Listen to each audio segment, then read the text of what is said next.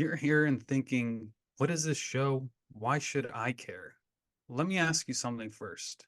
How did you get here? Were you scrolling social media or YouTube? Maybe you clicked an ad, maybe it was some other way. That doesn't really matter. What matters is that it was marketing that got you here. And now you're thinking, okay, cool, but how does that affect me? Here's the thing. Marketing is like air or gravity. You really can't not be affected by it. Marketing is business, it's relationships, it's life.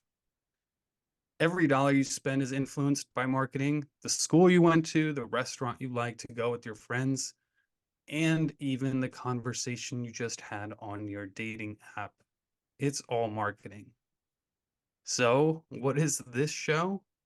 It's professional marketers talking through their perspective on everything, on making money, making an impact, influencing trends, finding new opportunities. I'm Dmitri Smirnov, and together with my friend and co-host Chris Gray, we're excited to bring you episode 1. Chris? Dmitri. What's up, guys? My name is Chris Gray. Like Dmitri said, I'm a marketer. I own an agency or co-own an agency, and then I co-own 2 other businesses. But the engine behind all those businesses is marketing.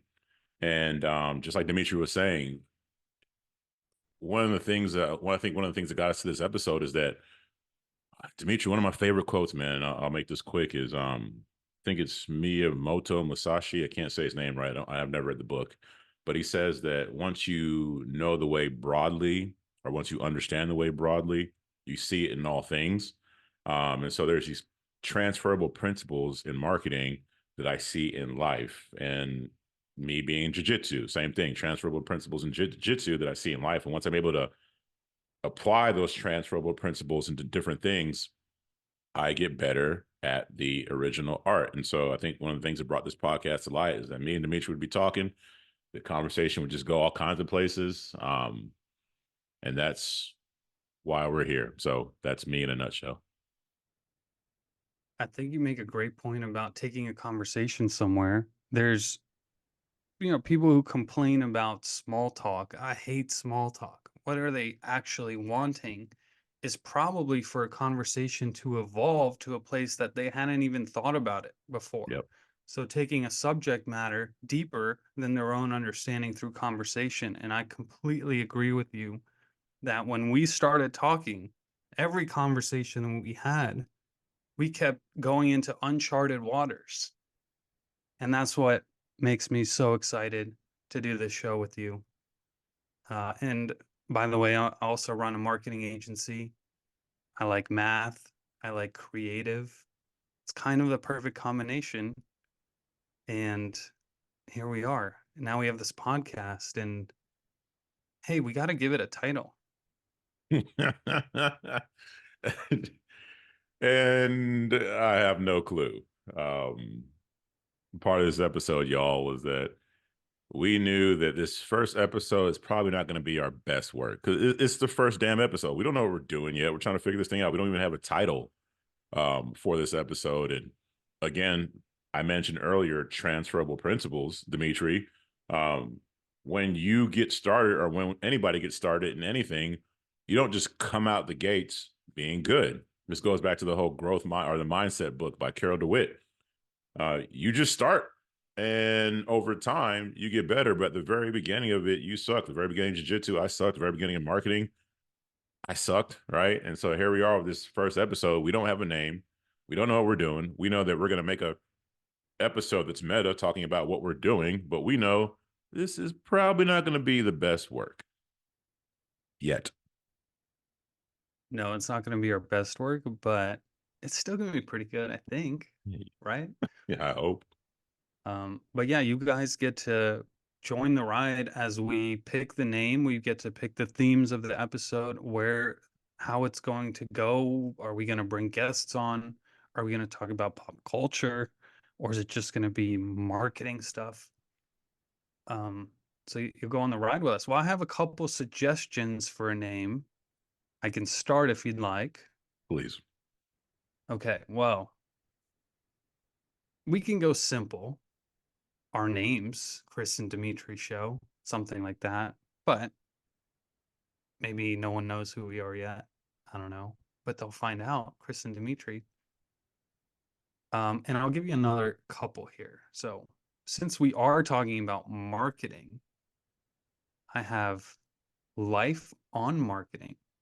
Life is marketing. Everything is marketing. Everything and marketing. Marketing and everything. Gosh, I already like your stuff better than mine because um, when I was telling Dimitri, I was talking to you last week about this. Our mutual friend Rachel Miller, phenomenal marketer, phenomenal person. I was reading some stuff in her course, and she said that whatever community you create, whatever you do, the title of it needs to be a bumper sticker, right? So she had a Facebook group called Crazy Cat Lady.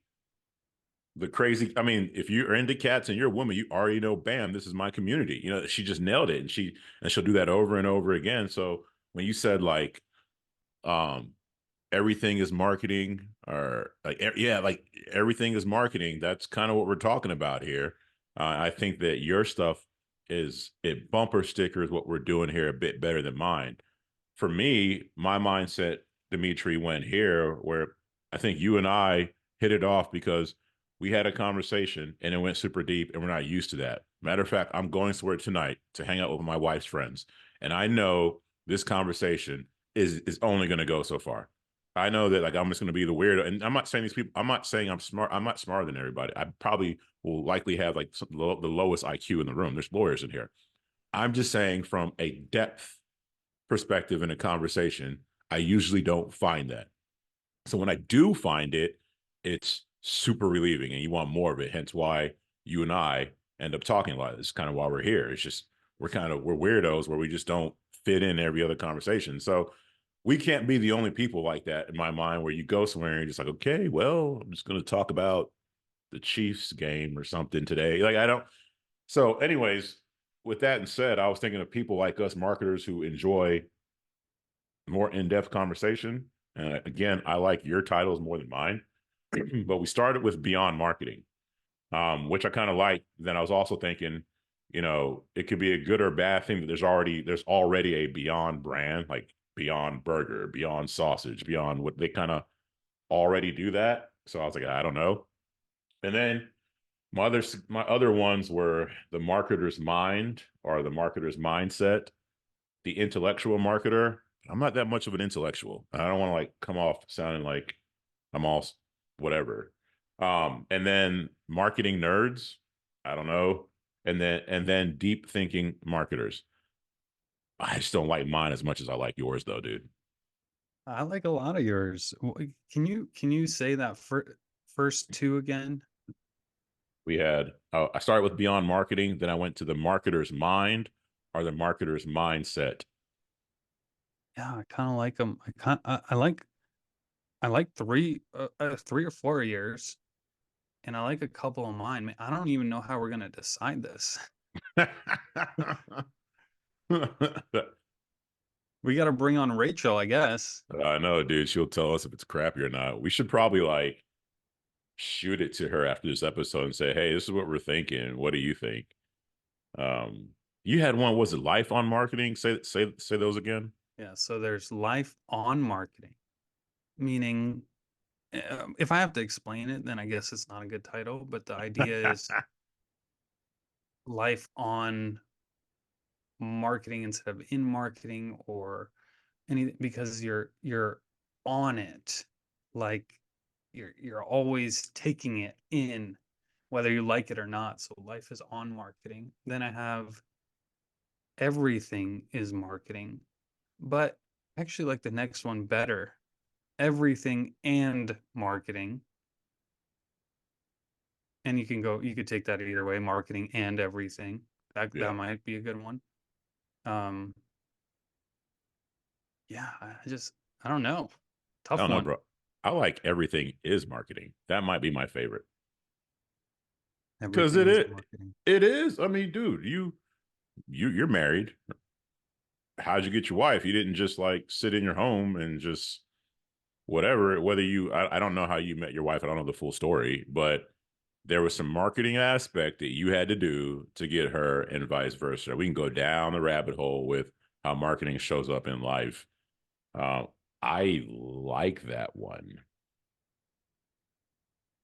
Yeah, I certainly did my part in marketing. I tried my best, both in our in-person meeting. We met spontaneously in downtown San Diego, but also my marketing through text messaging, phone calls. Yeah. I like to tell my team, and this isn't a unique, original thought or anything, but I every conversation that we have with the client is a sales call. Every single one, because you're always selling, continuing to work together. Now, results can speak for themselves if there's trust in the relationship, but you have to earn it through marketing. You hit the nail on the head. I was just telling, I forgot somebody on staff. I heard this on YouTube, and to your point of, every conversation is a sales call. What happens too with those is that you have these conversations, and here's a perfect example, like just me and you. You and I have had several conversations, and deep ones, and I can't tell you everything we've talked about. It is impossible. I can't tell you that. But I can remember how you made me feel in those conversations. That's part of why we're in a freaking podcast, because I felt good in those conversations. They're fun to have. Back to your employees, they're talking to their clients. The clients aren't going to remember most of the shit. You can sit there and go over all these are your KPIs, blah, blah, blah, blah, blah, blah, this, that, and the other. They won't remember all that stuff. They will remember how that rep makes them feel. It's really important, right? And so, yes, I agree with what you said. I'm hoping that I can actually have you talk a little bit more about this because I know how great you are at storytelling. It's one of your superpowers, storytelling through text, through email, um, through advertising, and probably more than not. And I don't know if you're doing this in a systematic way where you're planning it out or it just happens naturally, but it's all about how do you make that audience feel by the end of reading it, or even every single sentence that they read. How do they feel after this sentence, and then the next one, and then the next one? I'll give a high level view of it. One of the there's two like main principles that stand out. Or there's three now, but let's start with the first one. That very let's say it's like a written story, a landing page, or something that I'm trying to sell. I think the most important line is that very first line. I got this through the Dilbert author. I was listening to a Tim Ferriss episode, and he brought the Dilbert author on there. And the Dilbert author had this blog post of how he became a great writer in 30 minutes or 3 hours or something like that. And I have the post saved on my bookmarks. It's a blog I go and read. And he took a business course or something, and he learned these things that made him become a better writer like overnight. And the very first thing was the very first sentence. And it was meta because in the very first sentence of his blog post, it hooks you. Then he goes into the most important thing is the very first sentence, and he shows you what he did in that very first sentence. And so to me, when I start a story, when I'm writing, at least when I'm writing, and to your point, it is very methodical. Like if you ask me to tell you a story right now, it's going to suck. If you ask me to write you a story, give me about 24 to 48 hours, and I got something for you. So I will spend a lot of time on that very first sentence, like a lot of time. Like I want to I want to punch you in the face like immediately so that you have to go on. So that's the first thing. The second thing is an age long principle of I leverage what's already working.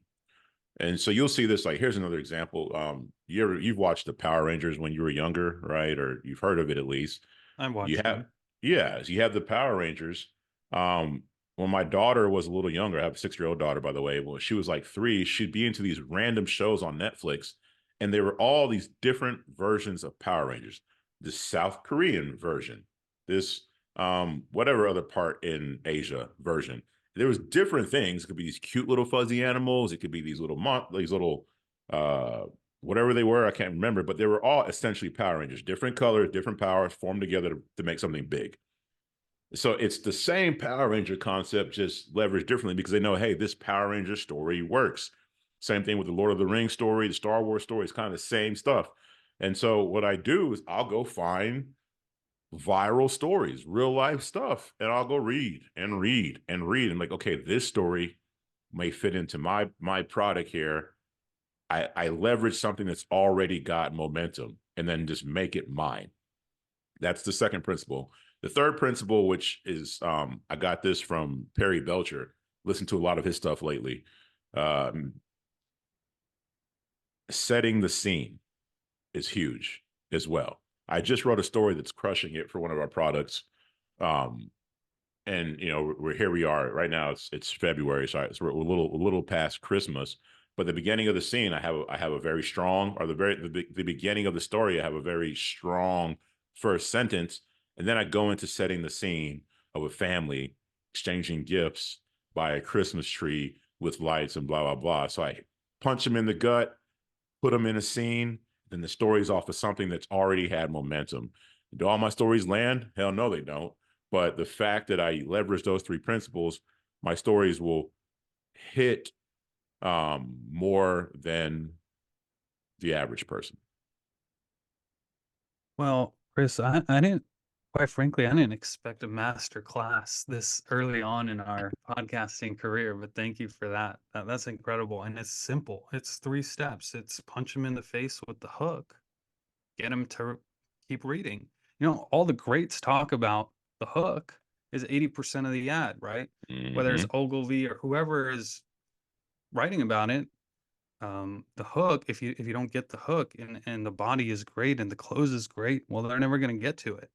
That makes perfect sense. You punch them in the face, or you kiss them on the lips, or you slap them on the behind, whatever it is, you get their attention, right?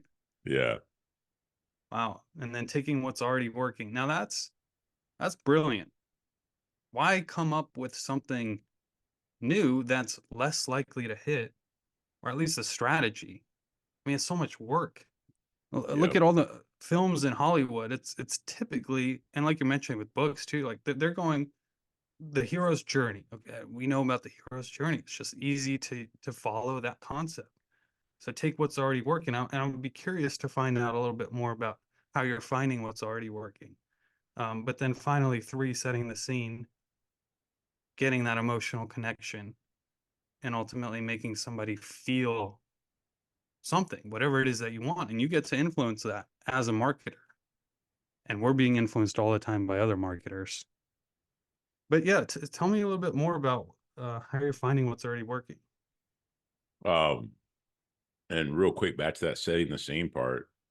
I think that the power of stories, Dimitri, is that they temporarily. I mean, people when people they do Netflix and chill, what are they doing? Are they sitting there watching Netflix and thinking about all the problems at work and the problems with their spouse and their kids? No, the stories, they take you out of this world and put you in the next. And so setting the scene, I think, has that effect where you punch them in the face and then you set the scene. I'm taking you from you reading this thing on a laptop to in the living room with a family who's exchanging gifts and some terrible shit's about to happen. Like that's the power of stories, in my opinion, is taking you out and then putting you somewhere else temporarily. And then finding them, man, there's all sorts of ways. My favorite, bro, Reddit is a treasure trove. Reddit, to me, if they like charged me money, I don't know, I probably shouldn't be saying this. Nobody's listening anyway, especially people from Reddit. So, anyways, like if they charged me money to have, I would pay. If they charged me money to look at their data, I would pay because it's that much gold, man. You can go into all types of subreddits. You can sort it by all time, top, and then by all time, or top by month, or top by year, whatever it is. And there's just so much in there. And then, bro, check this shit out. I guess we're cussing on this thing too. Um, there is an AI. I learned this in Driven this week. Perry came on, and there is a AI software called Perplexity. Have you heard of this? Also from Perry, I heard it. You heard it from Perry as well, Mhm. dude. Last night I finally YouTubed it, and I was like, oh my. Perplexity, I haven't dove into it, so I can't like sit there and tell you it's the greatest thing ever, but it looks very promising. One of the features that I loved, I canceled my Mid Journey today because I don't use Mid Journey as much. Like I was playing with my daughter with it, and I was like, whatever. I cancel my Mid Journey, take that money, I'm gonna put it towards Perplexity. And the reason why is because Perplexity, here's an example. We're talking on this microphone right now. Um, I probably researched microphones, I don't know, at least for 2 weeks. Like since when you and I started talking about making this podcast, I got into researching microphones. So I don't know, 2 or 3 weeks. And I'm watching this YouTube video and that YouTube video. I know that this guy's biased towards his setup. This guy's way too confusing. This guy's selling something. It's all this crap. And when I was looking at all their suggestions, it could cost me, north of $2,000 just to have a microphone set up with all this stuff, right? Um, Long story short, I ended up landing on this is sub 500. I used my credit card points to get it, and it's phenomenal and it's easy to set up. But here's my point: I wasted a bunch of time doing research that didn't help me. Where Perplexity, you could go to Perplexity and say, "Hey, I need it easy to set up um, microphones, whatever. So I need an easy to set up microphone system, whatever you want to say." Perplexity would scan all the YouTube videos for you, like every single one out there, give you a summary of like the top 3 things or top 5 things you need to know to get a simple microphone set up, and give you the videos with it. So instead of the 2 weeks of research it took me to do that, you can just get it in a few seconds. I'm like, and then it does that with Reddit. Back to the whole point, it could do that with Reddit. I am about to kick some people in the balls with Reddit stories because I'm be able to just go do what would take me to do 3-4 hours of research. I could do like that. So I'm excited about Perplexity. Wow. That's incredible. For me personally, in this digital marketing business space that we're in, I felt like, okay, I've got a little bit of control over what I'm doing, and I feel like I'm ahead of the game, maybe not at the cutting edge, but pretty close. And then all of a sudden, just like everyone else knows, like where AI came out and blew everything out of the water. Now, um, it's funny because if you're not in AI at all, then you're really afraid of it. Like, oh dang, this could take my entire business. They could take over my entire life. And by the way, it might. I don't know. Nobody knows. And then you get into it a little bit more, like, wow, this is incredible. This is an incredible tool. This will make me so much more efficient than I ever could be. I think it was Perry also who said that this will be the age of the first three-person billion-dollar company because the leverage is no longer around employees. I mean, you can still call them that, but they're just online code and they're doing your work for you. Um, and then I think the experts, the super duper experts who are really on that cutting edge of AI, well, they're a little bit crazy, but I think they're also a little bit afraid of AI. It's kind of like that, that meme, the bell curve meme, where it's like on one end it's the really dull guy, on the other end is the genius, in between it's the midwit. Mhm. It's like AI is kind of fills into that meme, in my opinion, too. It's like you just got to use it. You got to use it as a tool, um, and don't worry about the rest. AI experts. That is there even such a thing right now with like you have these people coming out claiming to be AI experts, and it's like them just finding some way to use GPT a little differently or whatever. The people who I think can be experts aren't calling themselves experts, and what makes them experts, they're not just using GPT. They are finding like Reed Florin or Florin, however you say, like this guy could automate this damn podcast if he wanted to. Like he uses the people who can use several different tools and plug them together to make this whole system of something. This is how your $1 billion company will be made. of these people who are able to leverage all these different versions of AI, tie them together and do something great. To your point, I'm excited about what will come with it. And to your point as well, yeah, AI is going to destroy some businesses. We were paying for our agency, we were paying this other company about $30,000 a month for blogs, and they weren't even that great. Uh, Chat GPT drops. We learn a few things. We train it. We cut this company. We save 30. That's 30 down. That's 30 grand back to our company, right? So yeah, it hurts them for sure. There's other people out there. Let's say you're a copywriter, and people would say, "Oh, AI can do all your copywriting." Well, hell no, it can't. If you are a crappy copywriter and you use AI, you're just going to be a crappy copywriter on steroids. If you're good and you use AI properly, then you'll be a good copywriter on roids. And so, to your point, I agree. It's a tool that you leverage. Um, yeah, and it's just that I know I'm talking a lot, but like my father-in-law built this house. Like he can turn a wrench. He's a get his hands dirty type dude. Good old boy. He built my house. You give him a tool, he'll build a house. You give me a tool, I'm gonna YouTube how to use it and then build Mhm. something really shitty, you know? And so it's just a tool and it depends on your skill set. One thing that has kept coming up over the last few weeks, I've had several really good conversations with other agency owners, kind of people who are in a similar boat as me. So some are ahead of me, some are a little bit behind me. And a common theme is they don't want to be a dancing bear. Dancing bear has become this term of what that you're wasting something, and you should have a business that works without you, and you're just sitting on a beach collecting a check. And thinking about it further, taking a kind of a leap into, well, who is actually doing that? Is there anyone who's actually doing that? I'm thinking about the biggest stars in the world. They're all dancing bears. What, Oprah, The Rock, the president, whoever it is, even CEOs, founders of companies are still involved in a big way. Um, Now, of course, there are exceptions, but my point is that you shouldn't give up becoming an expert in your field. Becoming an expert in your field in the age of AI is only going to help you and help leverage that experience. And I really like that analogy of steroids or this, or like performance enhancing. AI is a performance enhancing drug. But like you're saying, if you're not also doing the dieting and the working out and in this case, working out your mind and learning your skill, well, then yes, you will be replaced.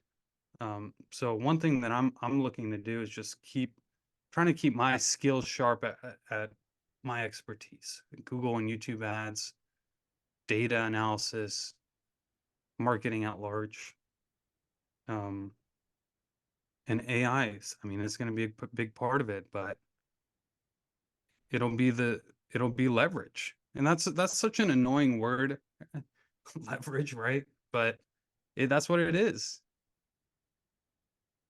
You hit the nail on the head, and to circle it back around to not being just the point being of like the point of this episode is just to start. And then that's the main thing is just to start, right? Better than not starting. I know I said that so well, right? Anyways, You said it brilliantly. thank you. The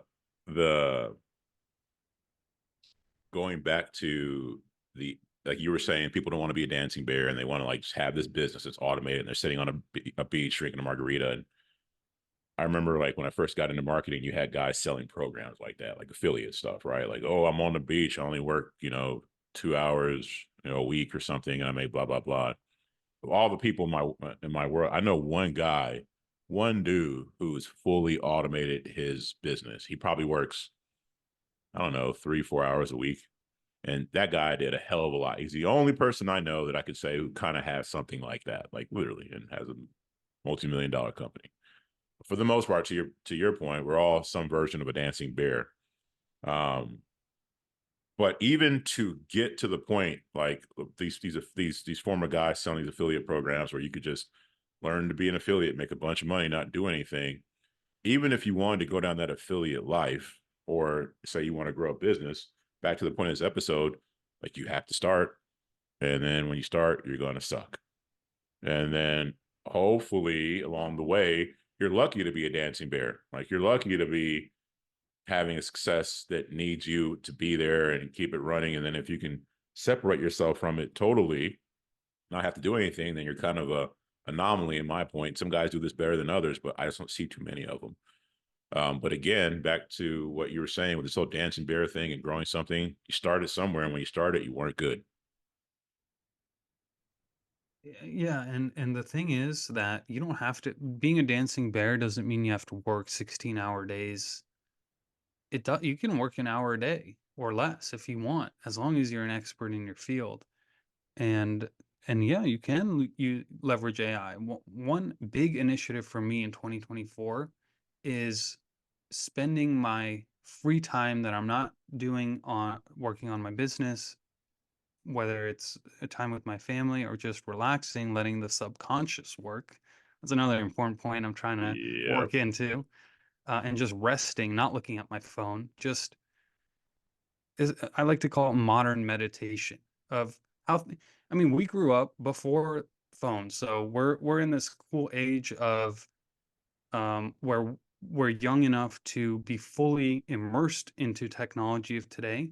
Yet we remember how it was before technology. I remember just walking around the house with nothing to do and nothing on my mind and just laying there or something. And turns out, I mean, back then it was considered lazy, I guess. But it turns out what I was really doing was meditating. Truly. It's so hard for me to get back into that feel, that mental feel, because I'm always reaching for my phone. What's the next piece of information to upload into my brain or whatever it is? So it truly was meditation. That's a little bit of an aside. But for 2024 is just becoming an AI expert. And yes, I mean, what is an AI expert? Who knows? It could just be we're one step ahead of the next group of people that are coming up. And but being an expert in your space, plus leveraging AI tools, you don't need to know how to code. It's always a bonus. Um, but that, but still being a dancing bear, you just don't have to do it full time. I never thought about what you just said. What with our unique position to be in, we know we have a good view of what the world was like prior to um, technology taking off. You know, with smartphones and having a laptop in your pocket and all this good stuff. Shoot, even having a laptop, right? We didn't have that back then, and then now we're fully immersed in this tech world. It's a very unique position. You're right. I never thought about that. And I remember I watched a TED talk about the he was talking about the power of space, kind of what you were saying, where nowadays it's okay, let me work. Somebody might be working on their at work on their laptop in their office or whatever, and then they get off of work and they get in their car and they're listening to something, listening to music, listening to a podcast. They getting home, they're eating dinner, watching TV. They get done with all that, and they're on their cell phone. You're never off. There's never any space to let the subconscious work. And it's in that space, to your point, it's in that meditation where stuff is really happening and we're not aware of it. But a lot of us, including myself, I have to make time to meditate every day. Otherwise, I'm not giving myself that space for my subconscious to work. And we keep uploading more and more information. Like, here, have this, have this. There's just Yes. no time of processing. And I mean, from a personal level, I've felt like since technology has taken over my life and since my phone addiction began at some point over the last 5 to 10 years, that my memories of actual events in real life have become less vivid. And so I blame that on lack of time for my brain to process everything that happens. And so let me know what you think about this.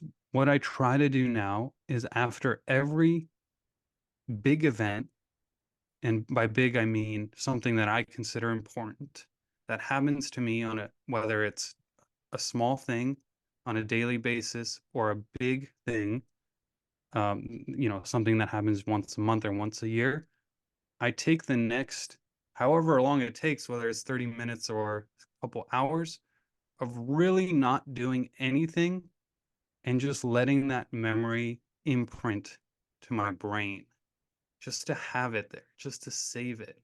'Cause otherwise, it's gone. If I go to my phone right after, that memory is going to be gone. Will you?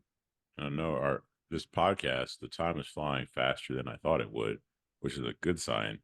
But I do have one more question. Will you give, or can you give me an example of a time you did that? Because I find this fascinating.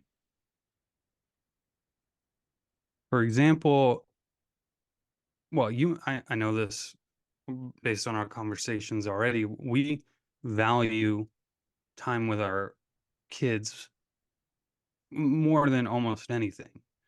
And so when there's a special moment, a special smile, a special something that somebody said or did, or a reaction to something that in the moment to me seems so special, just a laugh, a laugh. It said some like my daughter's saying something really hilarious, and then she's just belly laughing, rolling on the floor, and it's making the little baby boy laugh, and it's a beautiful moment.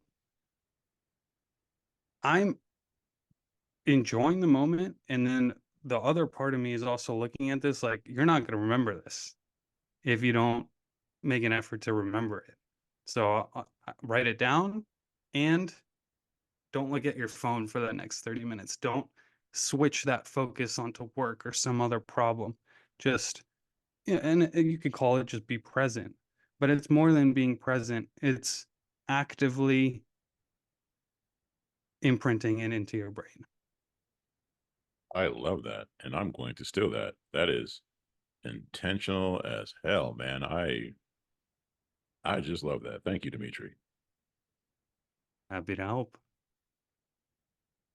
I think that's a good end, bro.